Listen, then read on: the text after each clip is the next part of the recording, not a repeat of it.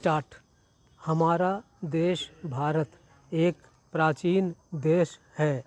पहले इसे आर्यावर्त के नाम से भी जाना जाता था।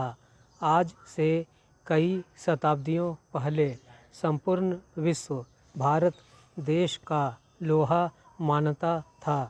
यहाँ की सभ्यता, संस्कृति, वास्तुकला, ललित कला तथा अन्य कलाएं सर्वत्र प्रसिद्ध थी।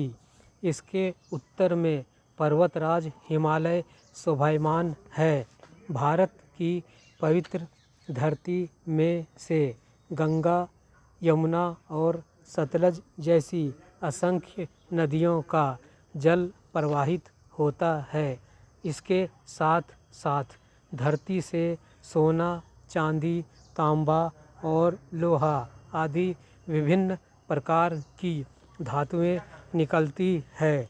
धरती का स्वर्ग कहे जाने वाले कश्मीर, नैनीताल, शिमला आदि प्राकृतिक रमणीय स्थलों ने हमारे देश भारत को स्वर्ग तुल्य बना दिया है। भारत के वासी लगभग 300 सालों तक विदेशियों के गुलाम रहे। 15 अगस्त 1947 को भारत ने जब स्वतंत्रता का सूर्य देखा तो उनके चेहरों पर छाए परतंत्रता के काले बादल छंटते चले गए। हालांकि भारत को अपनी स्वतंत्रता की कीमत अपनी धरती के 2 टुकड़े करके चुकानी पड़ी थी, फिर भी इसकी शानो शौकत पहले की तरह बरकरार रही। भारत की राष्ट्रभाषा हिंदी है। राष्ट्रीय चिन्ह अशोक स्तंभ के सिंह है। राष्ट्रीय ध्वज चक्रांकित तिरंगा है। जन गण मन राष्ट्रीय गान है। वंदे मातरम राष्ट्रीय गीत है।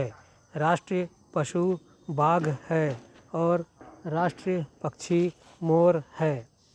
महानगर दिल्ली को हमारे देश भारत की राजधानी होने का सौभाग्य प्राप्त है। मनुष्य जन्म से ही जिज्ञासु रहा है। अपने शैशव काल में हर नई वस्तु को आश्चर्य से देखना और उसके बारे में जानना उसकी प्रवृत्ति रही है। सर्वप्रथम वह दैनिक प्रयोग में आने वाली वस्तुओं से परिचित होना चाहता है। तत्पश्चात बाहरी वस्तुओं से अवगत होकर अपने ज्ञान को बढ़ाना चाहता है। प्राचीन काल में यातायात के साधन बहुत सीमित थे। उस समय मनुष्य बैलगाड़ियों और ऊँटों पर ही यात्रा किया करता था। इस यात्रा में समय की अधिकता के साथ साथ कई तरह की मुसीबतों का सामना भी करना पड़ता था।